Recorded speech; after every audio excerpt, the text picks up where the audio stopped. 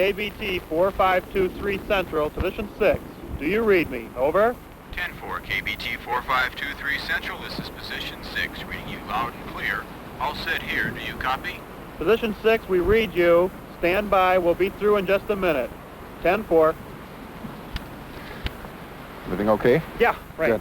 Good. Ready to go. Good. Now, don't forget that this is the first time through, right? And you're driving non-perceptively, but we don't want you to hurt yourself. Right, okay, now. So be careful. I'm going to get in the car, not lock the door. I'm not going to put any belts or anything. Right, right. And I'm just going to start the car, give a quick glance to the mirror. You're going to walk back and I'm going to take off. Okay. Okay?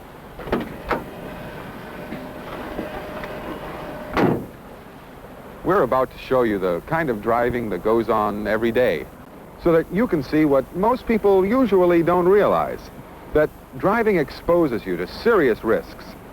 Later we'll get into what you can do to avoid most of those risks and what you can do to deal with those you can't avoid. Okay, Paul, run through it the first time. Okay.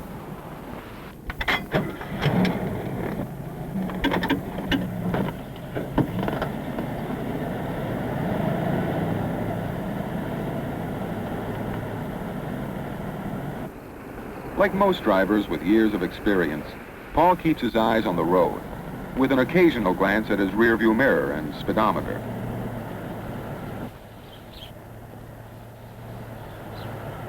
In general, he just takes it easy.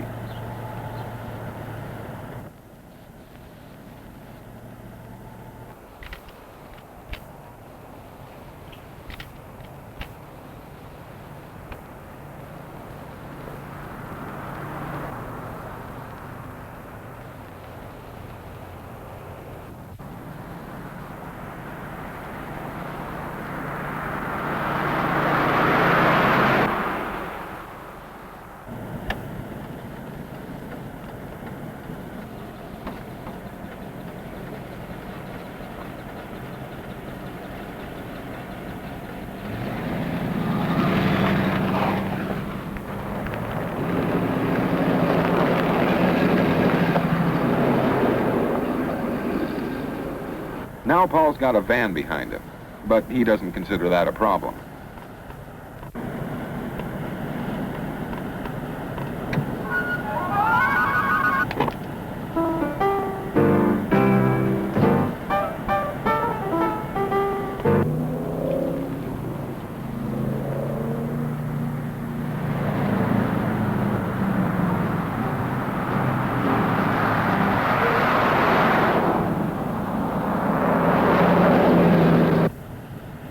Paul and the driver behind him are on a through street. Ahead, there's an intersecting stop street like the one Paul just turned off of. And parked opposite the intersection, there's another driver, looking at a map. There's not much chance that this driver will create any risks for Paul, is there? But let's slow things down a little, because down that stop street, another car, a station wagon, is moving toward the intersection. Paul's hardly heading into a traffic jam. But now he sees there's a car coming toward him. It's going to reach the intersection at about the same time he will. But Paul keeps right on going. What risks is he taking? The parked car doesn't leave much room, and the driver of the red car has to steer precisely. What if the wagon starts into the intersection? And is the driver behind Paul alert? Paul's depending on the driving skills of all four other drivers. If there's one mistake or misjudgment, Paul has no clear escape route. So what happens? Nothing. Every day, most drivers repeatedly get into situations as loaded with risks as the one you've just seen. Luckily, those risks don't always materialize. But when they do, well, let's go back to the start. And this time, let's see how those risks can be avoided, or if they can't be avoided, how they can be dealt with effectively. Actually, you accomplish this automatically when you drive perceptively. Now, that means when you drive, you identify important details in the driving situation. You predict the risks present in it. You decide on the safest course of action, and then you execute that action. Let's take the first letter of each word. Identify, predict, decide, and execute, and you get IPTY. Let's put IPTY into practice and see how it works. Okay, Paul, run through that again. Right. But this time drive perceptively. Okay. Okay. Notice this time that Paul follows a coordinated plan as he prepares to drive.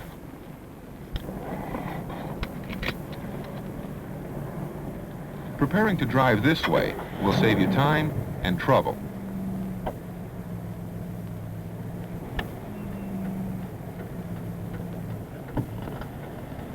Now to apply the IPTY process to driving. First, identify. To do that, you have to look. And that's why Paul is continually scanning. He never fixes on anything longer than 2 seconds.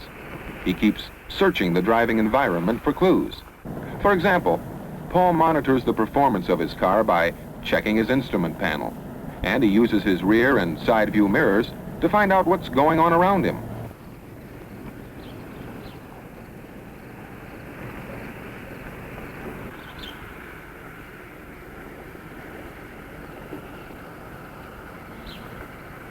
Of course, Paul also makes sure he knows what's up ahead.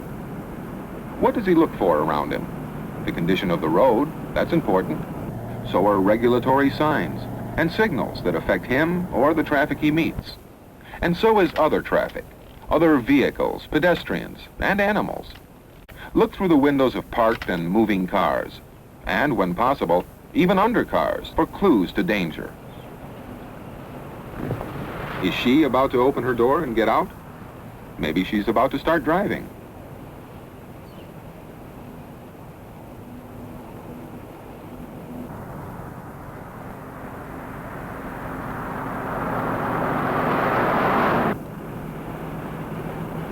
Okay, let's talk about the distances that allow the perceptive driver the time to apply the IPTY process.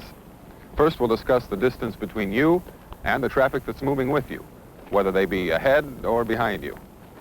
Now, the rule used to be, allow 1 car length for every 10 miles per hour of speed.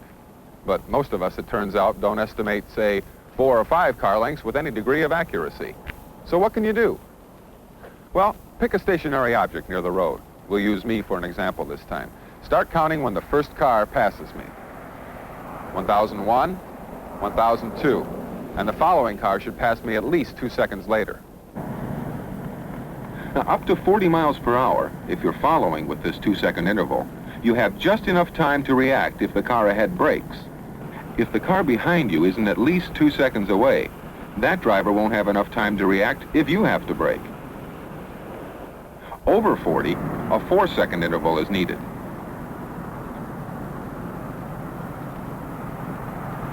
Now, besides staying at least 2 seconds distance from potential hazards moving with him, a perceptive driver scans the environment for potential hazards that aren't moving with him, like children, parked cars with people behind the wheel, or maybe a telephone pole.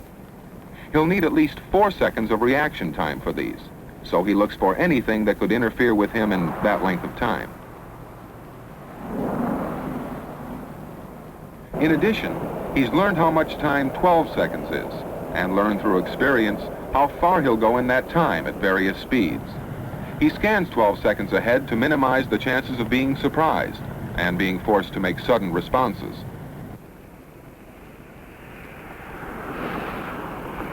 By now, Paul is already checking the intersection ahead. There's the possibility of cross-traffic from the right.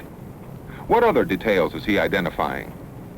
The parked car ahead on the left, with signals flashing. The car might move, so he'll watch for it. Paul's identified that there's an oncoming car too, and he predicts immediately that it may reach the intersection about the same time he does. The station wagon on the cross street adds another risk. And of course, Paul's kept track of the van behind and hasn't let it get too close.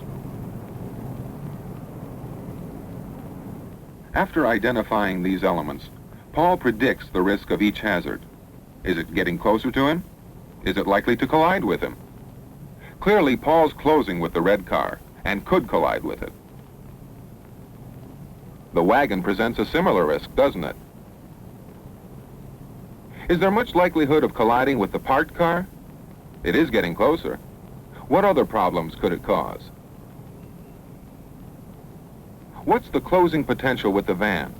And what's the probability of a collision? As you've seen, arriving at the intersection at the same time as the oncoming car and the stopping car presents unnecessarily great risks. A decision must be made. If Paul has time, he can either slow down or speed up, so he'll meet those risks at separate times. He could also adjust his lane position to help minimize the risk. But what if Paul doesn't have the time? Then he should decide on the speed and position that will expose him to the least serious of the several risks. Now that Paul's made his decision, what should he do? Well, that's the E in IFTY, execution. After deciding on the safest course of action available, the perceptive driver must then execute that action skillfully. The action that is executed depends on the identifying, predicting, and deciding done beforehand. What you've seen has introduced IFTY to you in one situation. But when you drive, you aren't going to confront isolated situations any more than you'd be able to shift into slow motion. No, you'll find one situation flowing steadily into another and another. And the IFTY process works in all of them.